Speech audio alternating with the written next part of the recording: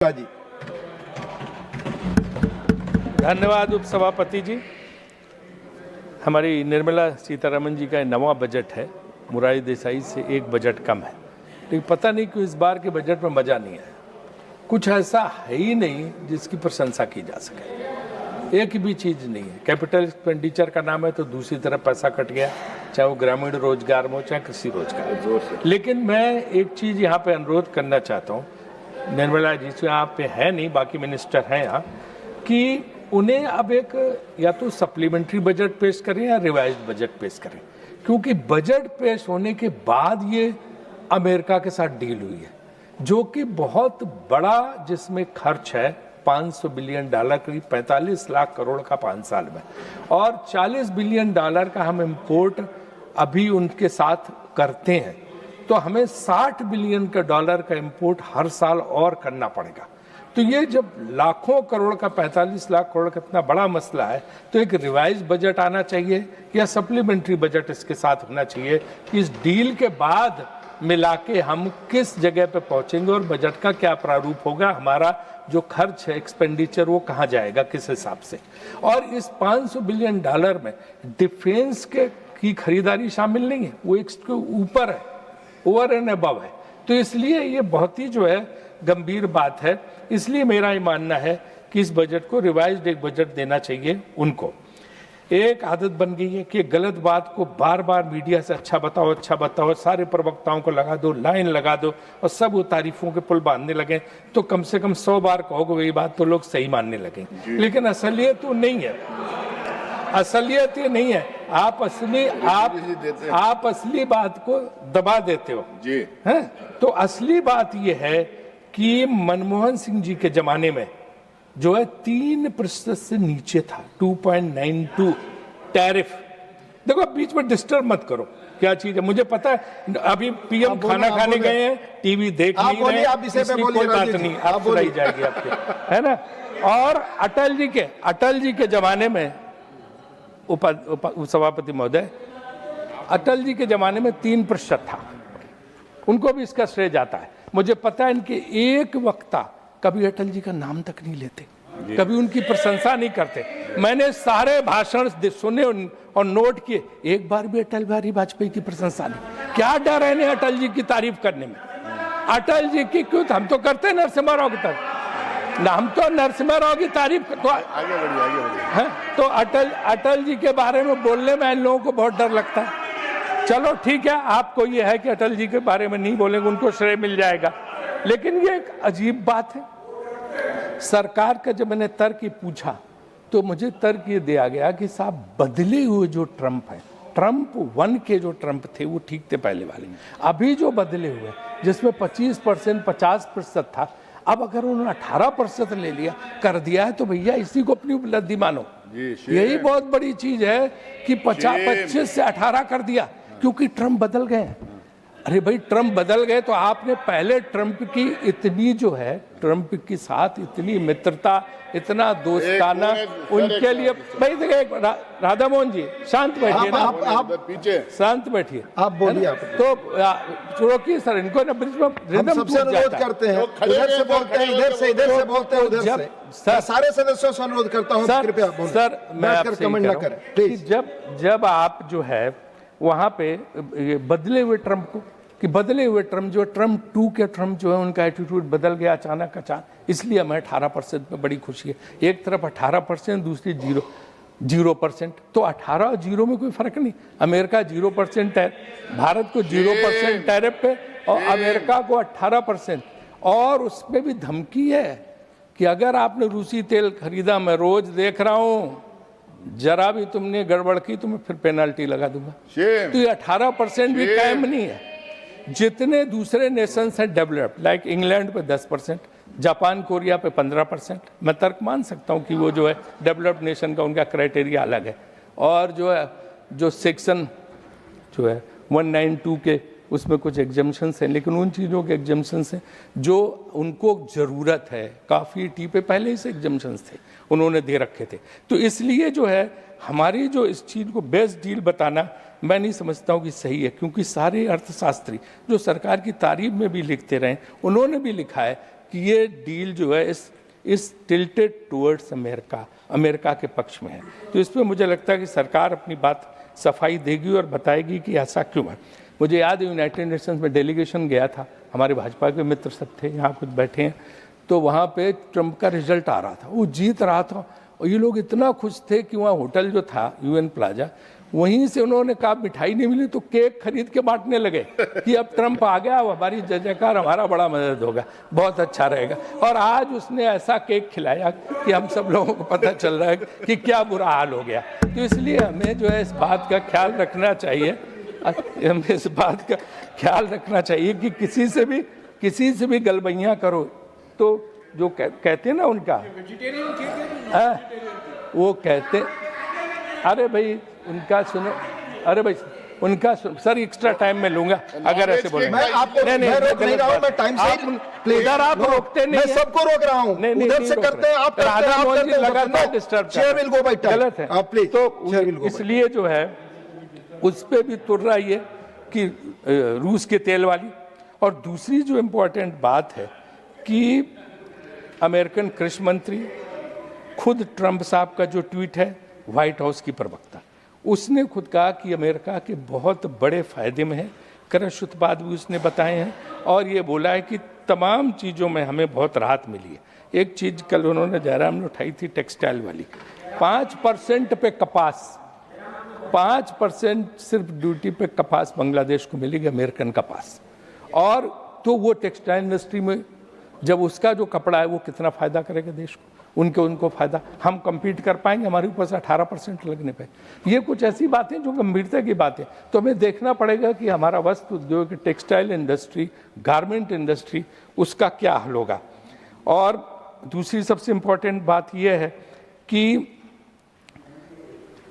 जो compulsory बाएंगे $500 billion की, अब अगर हम रूस से तेल खरीदने को मजबूर हैं, कल हमने पूछा था, हमारी मीटिंग थी, तो उन्होंने बताया कि हम बहुत ज़्यादा रूस से तेल नहीं खरीदे, $2 बिलियन का खरीद रहे थे सब जगह, लेकिन अब वो कह रहे हैं वहाँ से कुछ मत खरीदो, आपको वेनेजुएला वाला तेल लेना पड़ेगा। वेनेजुएला का तेल जो है, एक तो ट्रांसपोर्टेशन कास्ट, क्या कल हमारी मीटिंग वो बोल रहे हैं स्टैंडिंग कमेटी की बात जो है ना, और ट्रम्प चाचा ने खुद बताया है ना, वेनेजुएला से आपको लेना होगा। तो आप बताओ वेनेजुएला से ट्रांसपोर्टेशन कास्ट क्या होगी, उतनी दूर से लागत क्या आएगी। एक ईरान, रशिया, उनसे तो बहुत ज़्यादा लागत होगी। दूसरा उनका crude oil, thick crude oil है, हमारी कौन सी रिफाइनरी उसको प्रोसेस कर पाएंगे आप? इंडियन ऑयल वाली तो कर नहीं पाएंगे, प्राइवेट कोई रिफाइनरी प्रोसेस कर से समझ में आता है। तो ये सारे एस्पेक्ट, इसमें मतलब तेल महंगा होगा, पेट्रोल डीजल और महंगा होगा, आप जान लीजिए। इससे मुझे ये बिल्कुल साफ साफ पता चलता है। दूसरे जानवरों का चारा उसमें शामिल है। अब जानवर वहाँ का कहते हैं जीएम क्रॉप वाला चारा आएगा, जो फॉडर जिसको बोलते हैं, तो हमारी गाय भैंसों का क्या हाल होगा अगर ये जो है जेनेटिकली बनाया गया चारा मिलेगा तो क्या हाल होगा, उससे निकला वो दूध क्या होगा, क्या भगवान है आपका? वियतनाम का, इनके बाद पॉइंट ऑफ वियतनाम का, इनके बाद वियतनाम का कृषि उत्पादों पर 5% टैरिफ है।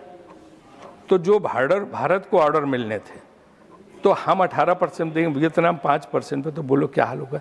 सर ये मैं आपसे पूछना चाहता हूँ कि क्या हमारे किसानों को नुकसान नहीं होगा? 30,000 करोड़ का नुकसान होगा। हालांकि हम ये भी कहना चाहते हैं कि तमाम आइटम ऐसे हैं कि जिन पे नहीं है, उसमें सब जो है जैसे कि मिलेट हैं, ये हैं, तमाम चीज़ जो इसमें है, बाजरा वगैरह, तो वो जो एक ऐसी समस्या है कि देखना पड़ेगा कि उनका क्या नुकसान हो।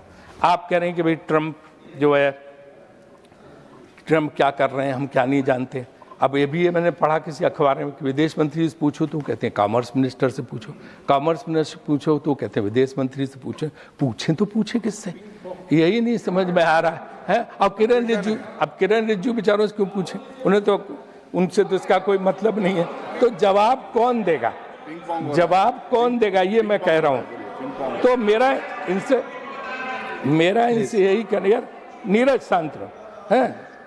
तो हमारा ये कहना है कि हमें तेल खरीद की आज़ादी होनी चाहिए। कंपनियां जो हमारी हैं उनको स्वतंत्र निर्णय लेने की छूट होनी चाहिए और तेल महंगा ना हो, इसकी गारंटी करनी चाहिए।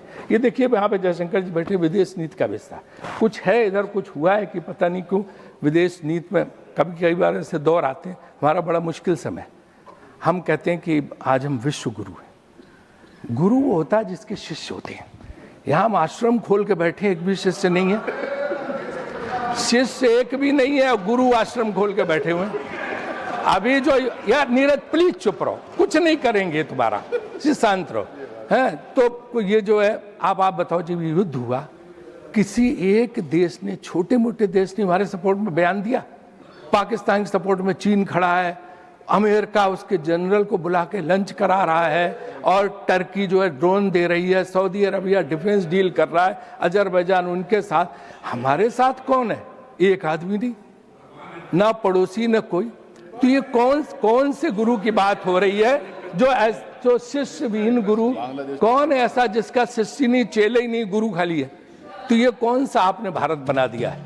ये सबसे बड़ी हमारी समस्या है कि जो है इसको देखें। और उसी के साथ साथ मैं ये बात भी जोड़ता हूँ, क्योंकि यहाँ पे बैठे हैं माननीय विदेश मंत्री, कि बांग्लादेश के मामले में भी हमें कहीं न कहीं ऐसा रुख लेना पड़ेगा कि बांग्लादेश हमारी 71 की उपलब्धि है। एक बहुत बड़े संघर्ष के बाद भारत ने बांग्लादेश, पाकिस्तान के 2 टुकड़े हुए थे और बांग्लादेश हुआ था। आज हम बांग्लादेश को धकेल के पाकिस्तान के पाले में कर रहे हैं हर समय, उसको इस तरह के, तो वो बहुत खराब हो जाएगा हमारे लिए।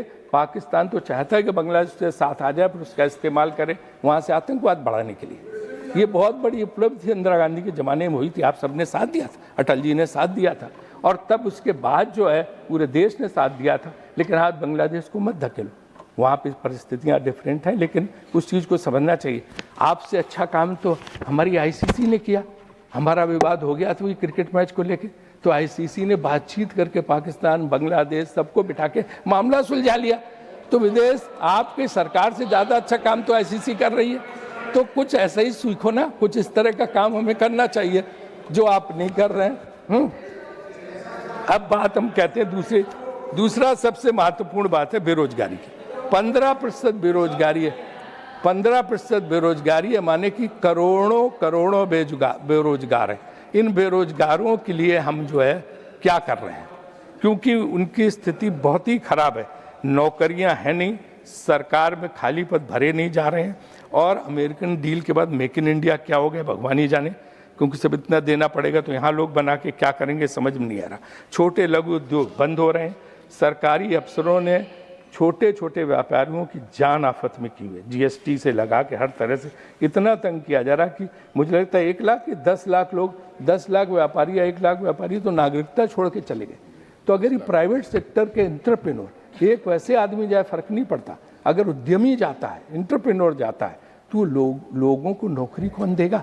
मुझे याद है, मैं जब योजना मंत्री था तो मनमोहन सिंह जी ने मुझे कहा, वो सोचते थे इस बारे में कि तुमने क्या सेंसस रिपोर्ट देखी 2012 की बात याद है? तो मैंने कहा नहीं, कहने उसमें 2.5 करोड़ की दर से हर साल नया यूथ आ रहा है नौकरी लेने के लिए। तुमने उसके लिए कुछ सोचा तुम लोगों ने योजना आयोग में? मैंने कहा साहब ऐसी तो कोई बात हुई नहीं। कहने 2.5 करोड़ यूथ ही अगर इसको नौकरी नहीं देंगे तो ये अराजक तत्व हो जाए, तो कुछ सोचना चाहिए। तो तब स्किल, उन्होंने कहा स्किल डेवलपमेंट पर जोर दो, स्किल डेवलपमेंट पर जोर दो, और प्राइवेट सेक्टर जो है इनको नौकरी दे सकता, तो सरकार और प्राइवेट सेक्टर मिल के मदद कर। तो मैं इसमें स्किल डेवलपमेंट के लिए कोई पैसा नहीं बनाया गया।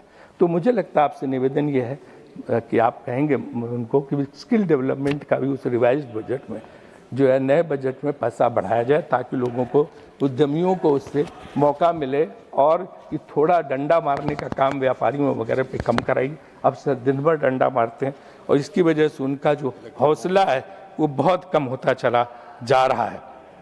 मैं इस बजट में ग्रामीण विकास और कृषि विकास, ग्रामीण सबसे बड़ी अर्थव्यवस्था, हमारी नरसिम्हा राव जी पहले आदमी थे जिन्होंने ग्रामीण मंत्रालय में 5 सेक्रेटरी रखे थे। बहुत विकराल रूप दिया था ग्रामीण विकास मंत्रालय को, और महत्वपूर्ण था।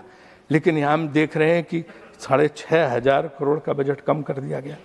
तो ग्रामीण विकास तो सबसे इम्पोर्टेंट, शहरों में तो कुछ हो नहीं रहा, ग्रामीण में नहीं हो रहा, तो ये आपके लिए बहुत ही जो है मेरे ख्याल से बहुत गलत बात होगी। आप कहते हैं यूथ पावर, यंग इंडिया, 60%, हमारे कितने भाषण थे कि देश की स्ट्रेंथ ये है कि यहाँ 60 करोड़ युवा है, 70 करोड़ युवा है। आज युवा कहाँ है? वो जो कोरोना का ही हुआ तो 4 घंटे के अल्टीमेटम में आपने उनको बाहर किया। जिस तरह से शहरों से छोड़ के अपने गाँव गए, परेशान होके, दुखी होके, उनको 24-48 घंटे का टाइम मिलता, तो वो इतना दुखी हो गए कि वहां से, भैया आप तो पहले ही मेरा कर देते, नहीं तो दोस्ती किस बात की आपसे, आप देखिए, है ना, आप कभी मौका नहीं देते। राजीव जी देखिए, कंक्लूड तो ये जो है ना, बस खत्म कर दे बस। तो उनको मौका कब हम देंगे, क्योंकि वो जो है कोरोना काल में जो गए वो लौट के नहीं आ रहे हैं, जिससे लेबर कास्ट बहुत बढ़ रही है, जो एक्सपोर्ट वालों को भी दिक्कत करेगी और लोगों को भी। तो उनको जो है, आप जो बुजुर्ग हैं उनको राशन दीजिए, यूथ को मोटिवेट करिए कि वो कामों में वापस जाए, बड़े बड़े शहरों में, जो कि नहीं जा रहा है। युवा डिग्री लेके सड़क पर प्रदर्शन कर रहा, किसानों के एमएसपी गारंटी ली। एक फिर नड्डा जी के लिए कि हेल्थ बजट बहुत कम है, नड्डा ये हेल्थ बजट बहुत कम है, ये 2-2.5% से कुछ नहीं वाला, बहुत दिक्कत है। प्राइवेट हॉस्पिटल लूट रहे हैं, आयुष्मान कार्ड एक स्कैंडल बन गया है। ये प्राइवेट अस्पताल वाले आयुष्मान कार्ड पहले ही दिन उसका पैसा खर्च। राजीव जी, हम कॉलिंग, इसलिए मैं, अच्छा सुनिए, मैं आखिरी सेंटेंस सुन लो ना, कि हम ही सुझाव दे रहे हैं, कोई दुश्मन के नाते नहीं मिल रहे, विपक्ष को दुश्मन मत समझो। Thank you Rajiv ji, 1 minute हो गया, प्लीज। दुश्मनी कदम 2 कदम, तुम भी थक जाओगे और हम भी थक जाएंगे। Thank you. कितने मिनट दिए थे आपने मुझे? 1 मिनट अधिक दिए थे। नहीं दिए कितने टोटल? 15 था, प्लस एक 16 आपने बोला, 15 था आपको। बताइए, बड़ा भारी है। ये मेरे बड़े हैं, मैं उनका सम्मान करता हूँ। एक स्पष्टीकरण देना चाहता हूँ पूरे हाउस को। स्किल की आपने बात करी, स्किल का बजट इस बार 6100 करोड़ से बढ़ा के 9885 करोड़ किया है, 62% बढ़ाया है। माननीय श्री साकेत गोखले।